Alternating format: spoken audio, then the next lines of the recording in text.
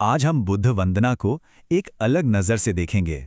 मंत्र की तरह नहीं, बल्कि जिंदगी जीने के एक रास्ते की तरह। ये कोई पूजा पाठ सिखाने की कोशिश नहीं है, बल्कि ये बस एक कोशिश है सोच को एक नई दिशा देने की। अक्सर हम देखते हैं बहुत से लोग बुद्ध वंदना रोज पढ़ते हैं, बड़े भाव से हाथ जोड़ते हैं, आंखें बंद करते हैं, पर फिर क्या होता है? फिर वही डर, वही गुस्सा, वही अंधविश्वास, सब कुछ वैसे का वैसा ही रहता है। तो एक सवाल मन में उठता है कि अगर इस वंदना में इतनी सच्चाई है, इतनी शक्ति है, तो फिर जिंदगी बदलती क्यों नहीं? वो डर, वो गुस्सा, वो मन के अंदर बैठा हुआ अंधविश्वास खत्म क्यों नहीं हो रहा? कहीं ऐसा तो नहीं कि हम बस शब्द दोहरा रहे हैं, लेकिन उसके असली मतलब से, उसकी आत्मा से कोसों दूर भाग रहे हैं? कि हम बस एक पूजा की रस्म निभा रहे हैं, पर उसे जी नहीं रहे? तो चलिए आज एक कोशिश करते हैं बुद्ध वंदना को धर्म की भाषा में नहीं, जिंदगी की भाषा में समझने की। इसे एक पूजा की तरह नहीं, बल्कि दुनिया को देखने का एक नया चश्मा समझकर। ये समझना बहुत जरूरी है कि ये किसी भगवान या देवता को खुश करने के लिए की जाने वाली प्रार्थना नहीं है।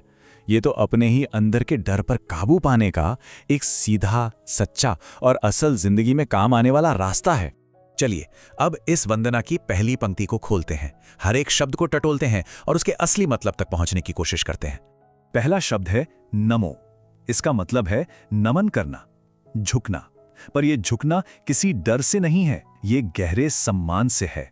ठीक वैसे जैसे कोई उस गुरु के सामने सिर झुकाता है जिसने जिंदगी में अंधेरे को हटाकर ज्ञान की रोशनी भर दी हो। फिर आता है तस, मतलब उस व्यक्ति को। यहां किसी आसमान में बैठे देवता की बात नहीं हो रही, नहीं, ये नमन उस इंसान के लिए है जो हमारे और आपकी ही तरह था, पर वो जाग गया था, अपनी चेतना में पूरी तरह जाग गया था। अगला शब्द है भगवतो। ज्यादातर लोग इसका मतलब भगवान समझ लेते हैं, पर ऐसा है नहीं। इसका असली मतलब है वो जिसके पास जीवन की गहरी समझ हो, एक ऐसा इंसान जिसे देखकर लगे कि हाँ, ये जीवन को सच में जानता है, समझता है। फिर है अरहतो, यानी वो जिसने अपने अंदर उठने वाले तूफानों को, लालच, डर, गुस्सा, इन सबको जीत लिया है। एक ऐसा इंसान जिसे इस बात की भूख नहीं कि दूसरे उसकी तारीफ करें, जो अपनी खुशी के लिए बाहर नहीं झांकता। और आखिर में सम्मा संबुद्धस्स। इसका मतलब है वो जो पूरी तरह से खुद की कोशिश से जागा हो, किसी और के सहारे से नहीं। और सिर्फ खुद ही नहीं जागा, बल्कि दूसरों को भी सोचने की हिम्मत दी, उन्हें मानने की गुलामी से आजाद किया। तो अगर हम इन सारे मोतियों को एक धागे में पिरोएं, तो मतलब बनता है मैं उस इंसान को नमन करता हूं जिसने पहले खुद को समझा, अपने हर डर को जीता, और फिर हम सबको आंखें बंद कर मानने की जगह सोचने की आजादी दी।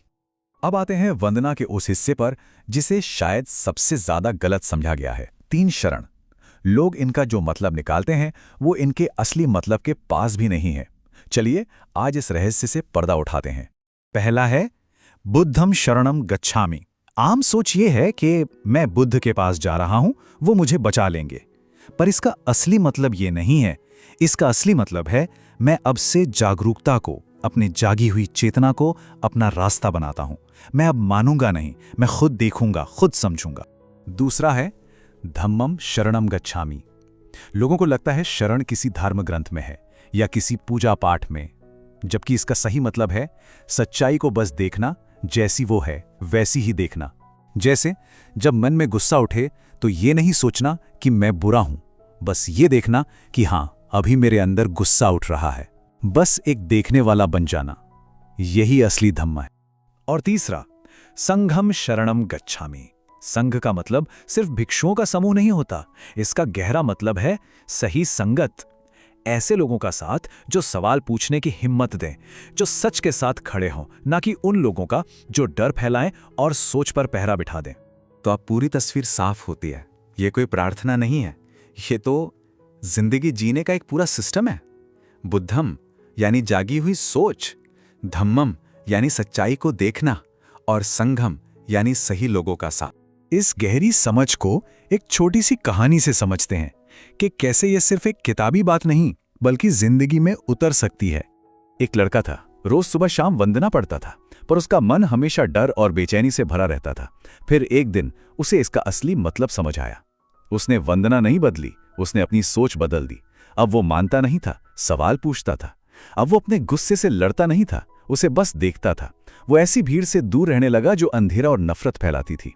और शायद उसी दिन उसने वंदना बोलना छोड़ा और उसे जीना शुरू कर दिया। तो अब हम इस पूरी बातचीत के सबसे गहरे, सबसे जरूरी सवाल पर आ गए हैं। एक बात याद रखने जैसी है, बुद्ध वंदना कोई बचाने वाला मंत्र नहीं है।